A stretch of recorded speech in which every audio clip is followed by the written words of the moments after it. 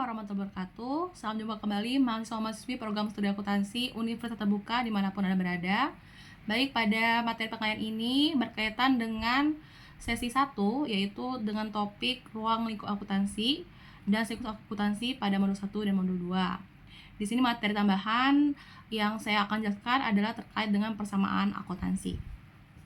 Baik, di sini saya akan menjelaskan terkait materi persamaan akuntansi. Pada terminologi dalam akuntansi, kalian diharapkan dapat mengerti pengertian dari akun-akun ini ya. Seperti kas, itu adalah alat pembayaran yang dimiliki perusahaan dan siap digunakan, misalkan seperti cek kontan, serta uang tunai. Lalu piutang usaha. Apa sih piutang usaha itu? Adalah tagihan perusahaan kepada pihak lain akibat transaksi yang terjadi di masa lalu, seperti tagihan atas penjualan maupun tagihan atas pinjaman ya. Kemudian perlengkapan kantor adalah barang atau bahan pelengkap aktivitas perusahaan yang biasanya berumur pendek, kurang dari satu periode akuntansi yang habis karena pemakaian seperti kertas, pulpen, tinta, dan lain-lain. Kemudian peralatan kantor adalah alat-alat yang dimiliki dan digunakan perusahaan dalam operasi jangka panjang, seperti meja, kursi, komputer, dan sebagainya. Kendaraan, alat transportasi yang dimiliki dan digunakan perusahaan dalam operasi, begitu juga dengan bangunan, tanah, ya. Kemudian kalau utang usaha itu adalah kewajiban untuk membayar sejumlah uang atau barang maupun jasa kepada pihak lain yang timbul akibat transaksi yang dilakukan perusahaan di masa lalu. Modal saham, kontribusi pemilik pada perusahaan yang berbentuk PT, sekaligus menunjukkan bukti kepemilikan atas hak pemilik ya, bukti kepemilikan yang dibagi dalam bentuk lembaran saham. Laba ditahan, akumulasi laba usaha yang diperoleh perusahaan selama beberapa tahun dari sebuah badan usaha berbentuk perseroan terbatas yang tidak dibagikan kepada pemegang saham. Jadi ditahan. Lalu dividen adalah bagian dari laba usaha perseroan terbatas yang dibagikan kepada pemilik perusahaan sebagai imbalan atas setoran modal pemilik.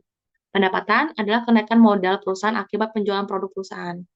Istilah pendapatan biasanya digunakan oleh perusahaan jasa, sedangkan kalau untuk perusahaan dagang ataupun perusahaan manufaktur itu lebih banyak menggunakan istilah penjualan untuk menampung transaksi yang sama.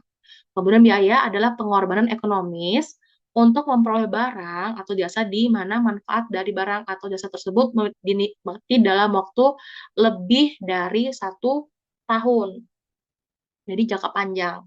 Sedangkan kalau beban itu pengorbanan ekonomis untuk memperoleh barang atau jasa yang manfaatnya dinikmati hanya dalam waktu 1 tahun atau satu periode akuntansi saja. Jadi dengan kata lain, beban adalah biaya yang manfaatnya hanya dalam waktu 1 tahun atau biaya yang tidak memiliki manfaat lagi di masa mendatang.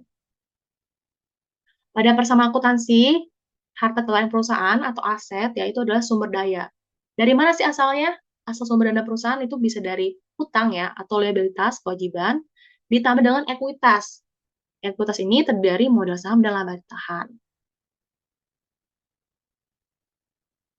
Penyusunan laporan keuangan berdasarkan persamaan dasar akuntansi, aset sama dengan kewajiban atau hutang ditambah dengan ekuitas. Atau modal. Jadi harusnya nih, aset sama dengan kewajiban ditambah ekuitas gitu. Klasifikasinya aset itu apa saja sih?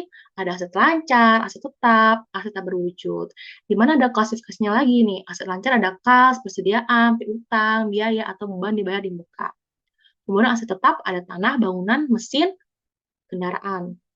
Aset tak berwujud ada paten, hak cipta, warlaba, goodwill, dan merek dagang. Kemudian kewajiban dibagi dua, jangka pendek dan jangka panjang.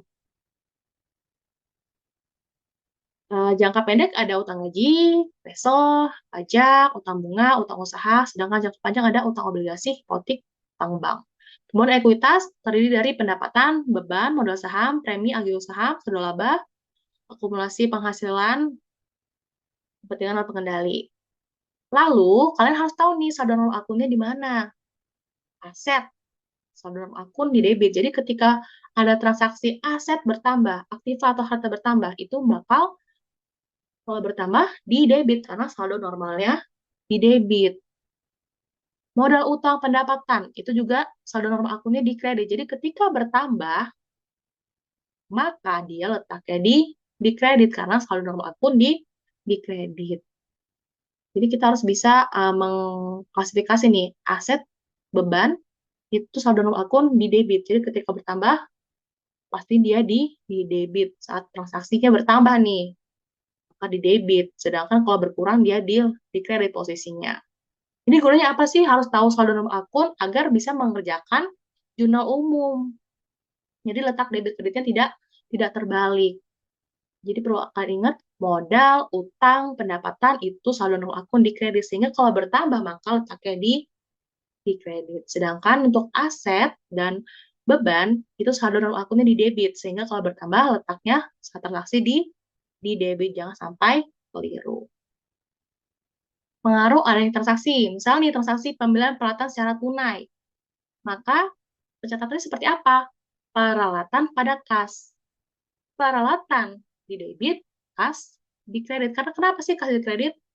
Kasnya berkurang ya, karena dibayar secara tunai. Sehingga debit kreditnya adalah debitnya peralatan, kreditnya kas, peralatan pada kas. Sedangkan kalau pembelian peralatan secara kredit nih, berarti melalui hutang, karena kredit kan hutang ya, maka utangnya bertambah. Di debitnya apa? Peralatan terhadap utang. Lalu pemilik menyetorkan modal berupa uang tunai ke perusahaan. Menyetorkan uang tunai berarti kasnya atau asetnya bertambah. Sedangkan di kreditnya modal, karena modal utang pendapatan bertambah di kredit. Pembayaran utang usaha. Pembayaran utang usaha berarti utang usahanya berkurang, ya enggak? Harusnya gimana? Utang usaha berkurang, dia di debit ya. Utang usaha pada kas. Kasnya berkurang.